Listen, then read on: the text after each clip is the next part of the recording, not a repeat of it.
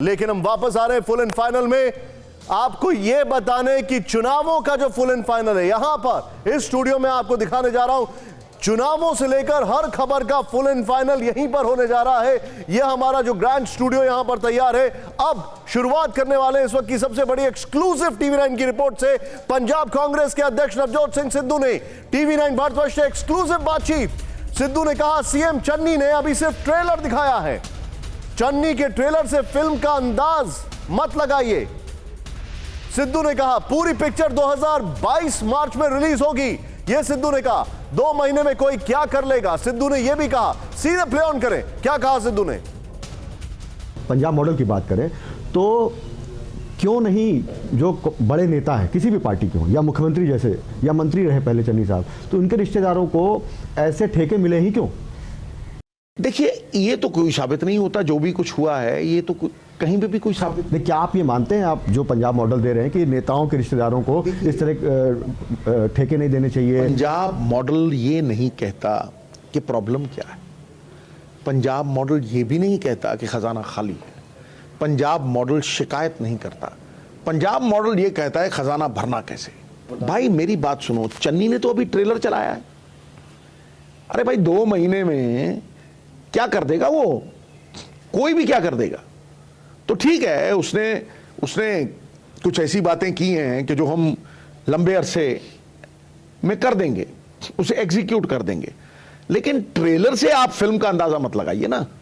ये तो आपको फिल्म का जायका देख के ही पता लगेगा। और फिल्म चलेगी 2022 मार्च के बाद। उस फिल्म का हीरो कौन होगा, चन्नी या सिद्धू साहब। देखिए हीरो सभी होंगे, हर आदमी यथा योग्य जगह पे स्थापित होता है। ऐसा कोई भी पौधा नहीं जो औषधि ना बन सके दोस्त, ऐसा कोई भी अक्षर नहीं जो शब्द ना बन सके, और ऐसा कोई आदमी नहीं जो यथा योग्य जगह पे स्थापित ना हो सके। ये नीला समंदर है, यहां शार्क भी तैरती है, कछुआ भी तैरता है, छोटी मछली भी तैरती है, ऑक्टोपस भी तैरता है।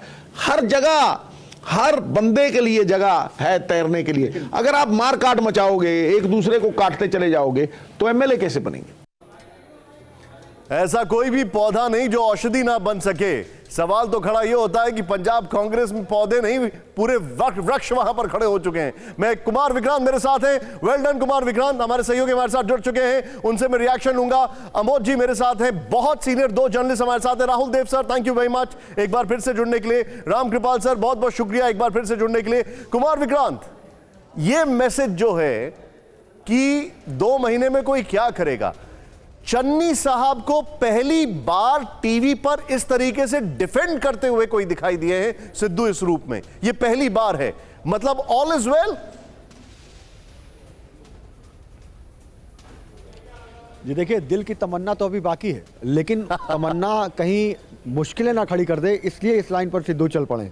और वो ये भी कह रहे हैं कि आलाकमान तय करेगा कि मुख्यमंत्री कौन होगा।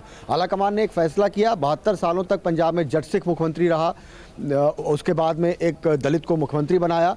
तो ये चीज़ें होती रहती हैं, यानी अपना दावा वो छोड़ नहीं रहे हैं, लेकिन अभी से लड़ाई झगड़ा करके वो अपने प्रॉस्पेक्ट खराब नहीं करना चाहते। इसलिए उनकी कोशिश यही है कि जो दिल की बात है वो दिल में रहे, और चुनाव के बाद वो उनकी तमन्ना पूरी हो जाए, ये वो चाहत रखते हैं। देखिए आप ऑफ द रिकॉर्ड जो कुछ हुआ वो मत बताइएगा, ऐसा ना हो कि उनका लेकिन मैं ऑफ द रिकॉर्ड जो बॉडी लैंग्वेज थी वो समझना चाहूंगा आपसे। आपकी इसी खबर का एक और रूप दिखाने के बाद पंजाब में कांग्रेस के सीएम चेहरे पर बोले नवजोत सिंह सिद्धू। बड़ी खबर, मेरे दिल में क्या है मैंने कभी नहीं बताया, नवजोत सिंह सिद्धू ने कहा। सिद्धू 50 करोड़ की इनकम और कई पद छोड़कर आया है।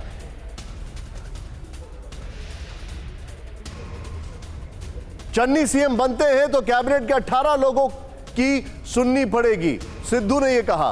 कैबिनेट के लोगों को, विधायकों की सुननी पड़ेगी, सिद्धू ने यह कहा। जरा प्ले ऑन करें, क्या कहा उन्होंने। तो मुख्यमंत्री का चेहरा कौन होगा। आपकी पार्टी साफ तौर पर कह रही है कि दोनों चेहरे होंगे, लेकिन जो वीडियो निकलते हैं कांग्रेस पार्टी के हैंडल से ट्वीट होते हैं, वो तो इशारा करते हैं कि चन्नी साहब भी उनके चेहरा है। देखिए भाई, हमारे में फूट डालने का प्रयास ही मत करो।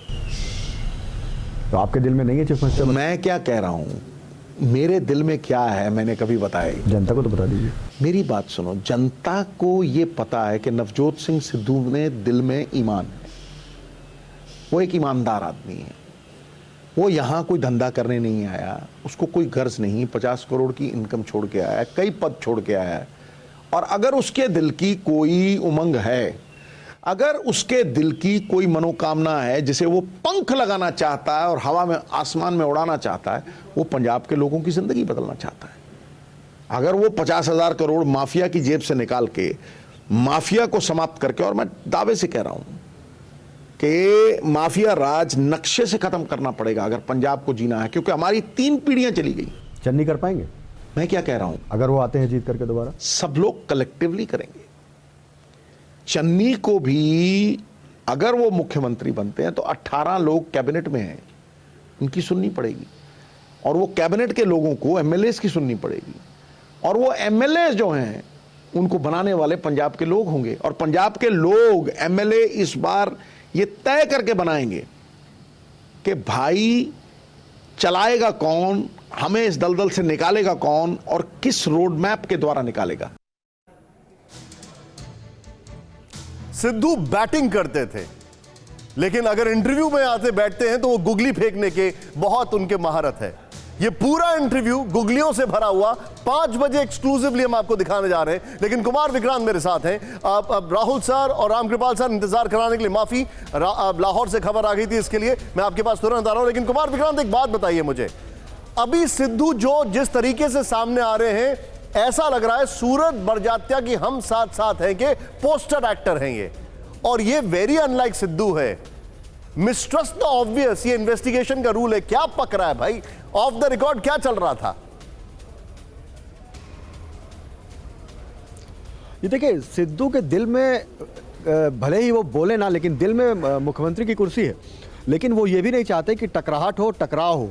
और उनको ये आलाकमान की ओर से चन्नी को भी और सिद्धू को ये समझा दिया गया है कि पहले 117 की विधानसभा में बहुमत तो लेकर के आइए, फिर मुख्यमंत्री की बात कर लेंगे। तो इसलिए दोनों को ये समझाया गया और सिद्धू को ये बात समझ में आ गई है, और अब वो देख रहे हैं कि भविष्य में चांस बनेगा तभी जब बहुमत आएगा, तो उससे पहले लड़ाई झगड़ा घर में ही कर लेना ठीक नहीं है। तो फिलहाल हम साथ साथ हैं, आगे देखते हैं अकेला कौन। आप जो बता रहे हैं इसी से जुड़ी एक और मेरे पास खबर है, और वो खबर है जो आज अलवा साहब ने जो एक ट्वीट किया था उसको लेकर मैं चाहूंगा वो खबर भी रखें, लेकिन मैं सीधे चलूंगा। राहुल सर, आपका रिएक्शन। मैं जो चीज समझना चाह रहा हूं वो ये है कि it is very unlike Sidhu, ये सिद्धू वेरी नॉन सिद्धू है कि इतने एकोमोडेटिंग सिद्धू हो जाए। इसको आप कैसे असेस कर रहे हैं?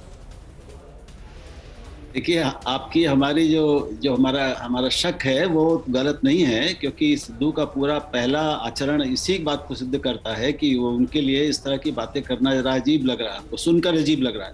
लेकिन मैं समझता हूँ कि थोड़ी वो समझदारी और परिपक्वता दिखा रहे हैं। हाईकमान ने भी उनको समझाया होगा कि इस समय पहले इसी समय अगर बंटवारा दिखने लगा पार्टी में, तो जो जीतने के सबके सपने हैं वो भी खंडित हो सकते हैं, उसमें गड़बड़ हो सकती है। इसलिए पहले मिलजुल कर चुनाव लड़िए, चुनाव जीतिए, बहुमत हासिल करिए, और उसके बाद इसका फैसला हम लोग कर लेंगे। तो ये किसी को भी समझ में आएगा बात। और सिद्धू बहुत समझदार आदमी है, कोई समझ की कमी नहीं है उनके पास। तो ऐसा लगता है कि उन्होंने कम से कम कुछ समय के लिए अपने यथास्थिति को स्वीकार कर लिया है। मुख्यमंत्री चन्नी हैं और उसी रूप में उनको सामने पेश करना चाहिए उन्हें, ये भी उन्होंने स्वीकार किया है। और अब वो एक सामूहिक जिम्मेदारी की बात करते दिख रहे हैं, तो एक समझदारी की बात है। तो ये कितना स्थायी है अस्थायी है ये तो अभी भविष्य बताएगा, लेकिन फिलहाल वो मिलजुल कर काम करने के लिए तैयार दिख रहे हैं। ये आपने लास्ट की लाइन जो थी ना सर, ये आपका क्लोजिंग रिमार्क था, और ये सिद्धू के इंटरव्यू पर आपका सीधे डांसिंग डाउन द विकेट था कि कितना स्थायी है या अस्थायी है। कोरोना धर्म नहीं देखता, जात नहीं देखता, अमीर गरीब ऊंच नीच नहीं देखता। कोरोना सिर्फ मौका देखता है, लेकिन आप उसे मौका मत दीजिए। बस इतना कीजिए, जब कभी दफ्तर से बाजार से घर लौटिए तो इतना ख्याल जरूर रखिए कहीं आपके साथ कोरोना आपके घर तो नहीं जा रहा। भूलिए मत, कोरोना अभी जिंदा है।